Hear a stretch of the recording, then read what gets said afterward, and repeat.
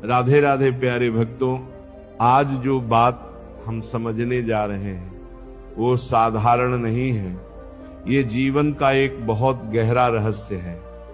अक्सर मनुष्य अपने जीवन में जो कुछ भी घटता है उसे तुरंत अच्छा या बुरा कह देता है, लेकिन सत्य यह है कि हम केवल उस पल को देखते हैं जबकि ईश्वर संपूर्ण जीवन को देखते हैं। आज मैं आपको एक अद्भुत कथा सुनाता हूं, एक ऐसी कथा जो हमें यह समझाती है कि ईश्वर हमें वही देता है जो हमारे लिए सही होता है, चाहे उस समय हमें वह बात समझ में आए या ना आए। बहुत समय पहले की बात है। एक प्राचीन राज्य में एक अत्यंत कुशल मूर्तिकार रहता था। उसका नाम दूर दूर तक प्रसिद्ध था क्योंकि वह पत्थर में भी प्राण भर देता था। लोग कहते थे कि जब वह मूर्ति बनाता है तो ऐसा लगता है जैसे पत्थर जीवित हो गया हो। एक दिन उस मूर्तिकार को राजमहल से बुलावा आया। राजा ने कहा, हम एक भव्य मंदिर बनवा रहे हैं और हम चाहते हैं कि उस मंदिर के लिए भगवान की सबसे सुंदर मूर्ति तुम बनाओ। मूर्तिकार ने सिर झुकाकर आदेश स्वीकार कर लिया और वह जंगल के पास स्थित एक विशाल पत्थर खदान में पहुंचा ताकि वह वहां से सबसे उत्तम पत्थर चुन सके।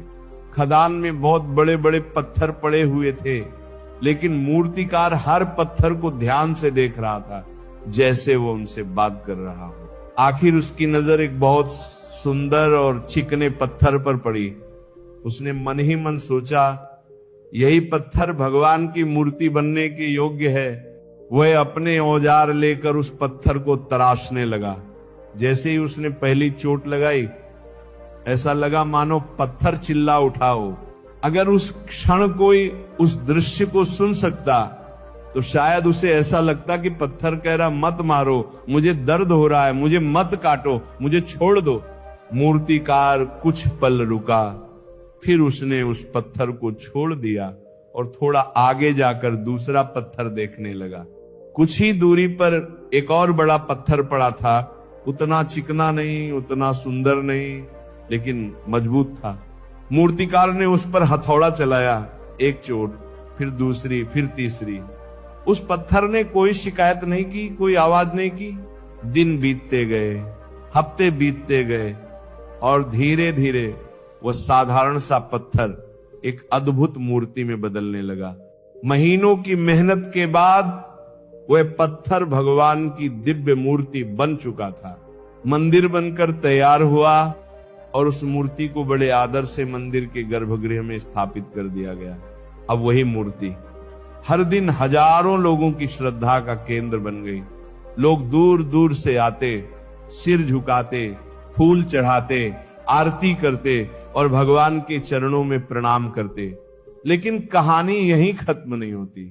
जिस पत्थर को मूर्तिकार ने पहले छोड़ दिया था उसे मंदिर के बाहर सीढ़ियों के रूप में लगा दिया गया। अब हर दिन हजारों लोग उस पत्थर पर पैर रखकर मंदिर में प्रवेश करते थे।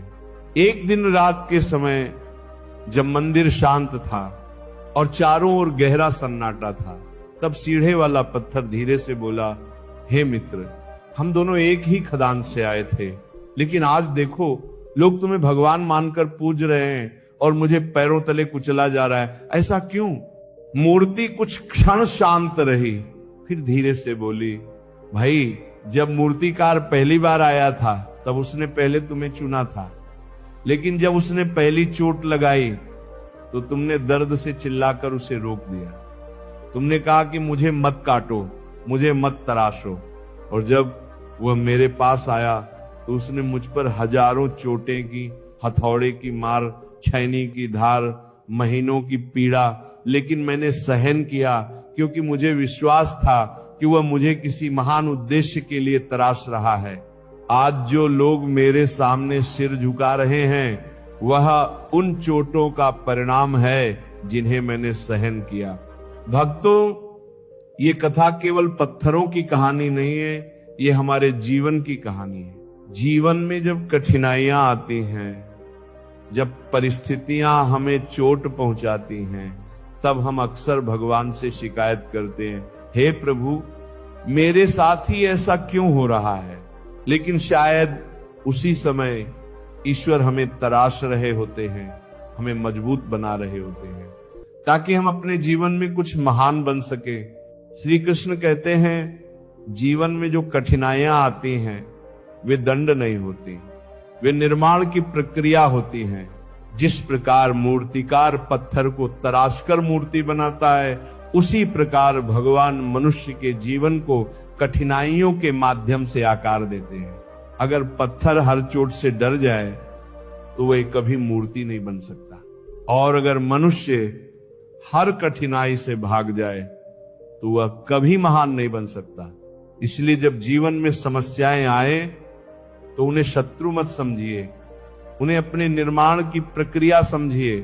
श्री कृष्ण कहते हैं, जो व्यक्ति कठिनाइयों को धैर्य सह लेता है उसका जीवन अंत में चमक उठता है। भक्तों, हम अक्सर भगवान से कहते हैं, हे प्रभु, मुझे सुख दो, मुझे सफलता दो, मुझे सम्मान दो। लेकिन हम ये नहीं समझते कि सफलता पाने से पहले जीवन हमें मजबूत बनाना चाहता है। जिस व्यक्ति ने संघर्ष नहीं देखा वह सफलता को संभाल भी नहीं सकता। इसीलिए भगवान पहले हमें तैयार करते हैं, फिर हमें वो देते हैं जो हमारे लिए सही होता है। कभी कभी हम किसी चीज को पाने के लिए बहुत प्रार्थना करते हैं लेकिन वो हमें नहीं मिलती, तब हम सोचते हैं कि भगवान ने हमारी बात नहीं सुनी। लेकिन शायद भगवान हमें उससे भी बेहतर रास्ते की ओर ले जा रहे होते हैं। श्री कृष्ण कहते हैं, मनुष्य अपनी इच्छा के पीछे भागता है लेकिन भगवान उसकी भलाई के पीछे काम करते हैं। भक्तों, जीवन में सबसे बड़ी शांति तब मिलती है जब हम ये समझ लेते हैं कि हर घटना के पीछे ईश्वर की कोई योजना है। जब ये विश्वास हमारे मन में बैठ जाता है तब हम शिकायत करना छोड़ देते हैं।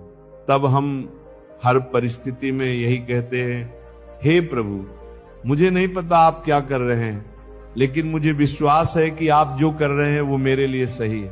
और यही विश्वास धीरे धीरे हमारे जीवन को बदल देता है। क्योंकि जब मनुष्य भगवान पर भरोसा करना सीख जाता है तब उसका मन शांत हो जाता है, उसकी चिंता कम हो जाती है और उसका जीवन संतुलित हो जाता है। श्री कृष्ण कहते हैं, जो मुझे हर परिस्थिति में याद करता है मैं उसका मार्ग स्वयं बना देता हूं। इसलिए भक्तों, आज से जीवन को थोड़ा अलग दृष्टि से देखिए। जो चीज आपको मिल गई उसके लिए भगवान का धन्यवाद कीजिए, और जो चीज आपको नहीं मिली उसके लिए भी भगवान पर विश्वास रखिए, क्योंकि ईश्वर हमें वही देता है जो हमारे लिए सही होता है। कभी तुरंत, कभी देर से, लेकिन हमेशा सही समय पर। और जब ये सत्य मनुष्य के हृदय में उतर जाता है तब उसका जीवन शिकायतों से नहीं बल्कि कृतज्ञता से भर जाता है। श्री कृष्ण कहते हैं, जो मेरे ऊपर विश्वास रखता है उसका जीवन अंत में प्रकाश से भर जाता है। इसलिए हर परिस्थिति में, हर पल में बस एक बात याद रखिए, ईश्वर जो भी करते हैं वह हमारी भलाई के लिए ही करते हैं।